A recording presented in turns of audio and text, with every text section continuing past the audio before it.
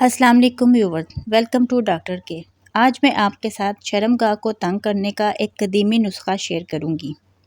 میری ویڈیو کو اینڈ تک دیکھیں تاکہ آپ کو کمپلیٹ انفارمیشن مل سکے۔ تو چلتے ہیں اپنی ٹاپک کی طرف۔ عورت کی بچہ دانی کا مسائل عموماً ایک کامن پرابلم ہے جس کا ہر تیسری لیڈی کو اس کا سامنا کرنا پڑتا ہے۔ وقت کے ساتھ ساتھ مسائل کی نوعیت بھی تبدیل ہوتی رہتی ہے۔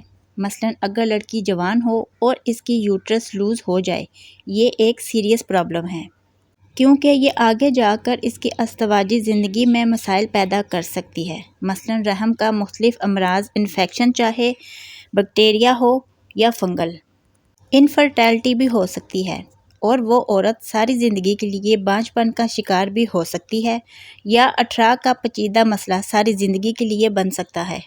میری ویڈیو میڈیکل پوائنٹ کے ریلیٹڈ ان تمام مسائل کا حل ہے۔ آپ میرے چینل ڈاکٹر کے کو سبسکرائب کریں تاکہ آپ کو تمام میڈیکل کمپلیکیشن کا انسٹنٹ سلوشن مل سکے۔ میں اسی سلسلے کی دوسری ویڈیو بھی بناؤں گی، مگر اس ویڈیو میں ڈائریکٹ اپنے ٹاپک کی طرف آتے ہیں۔ اگر عمر کے کسی بھی حصے میں آپ کو فیل ہو آپ کی وجائنا ڈھیلی ہے، مینس لوز ہو گئی ہے، تو اس کو چیک کریں کیوں ہوئی ہے۔ اگر انفیکشن ہے تو اس کا ٹریٹمنٹ کریں یا کروائیں۔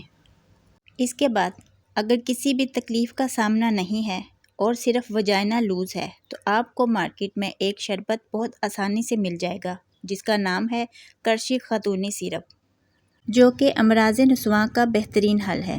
اس کو استعمال کیسے کرنا ہے یہ بہت ضروری ہے کہ آپ کو صحیح طریقے سے استعمال کرنا آتا ہو۔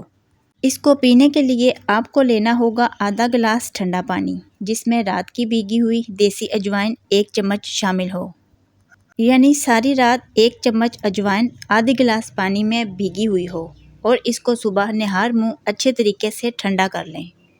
اب اس میں 1 ٹیبل سپون خاتونی سیرپ ڈال کر 2 گھونٹ میں پی لیں۔ خاتونی سیرپ مکس کرنے سے پہلے اجوائن کو کپڑے سے پون لیں۔ اس طریقے سے تقریباً 1 ماہ تک دن میں 2 مرتبہ خاتونی سیرپ استعمال کریں۔ انشاءاللہ ڈھیلی شرمگاہ کا علاج مکمل ہے۔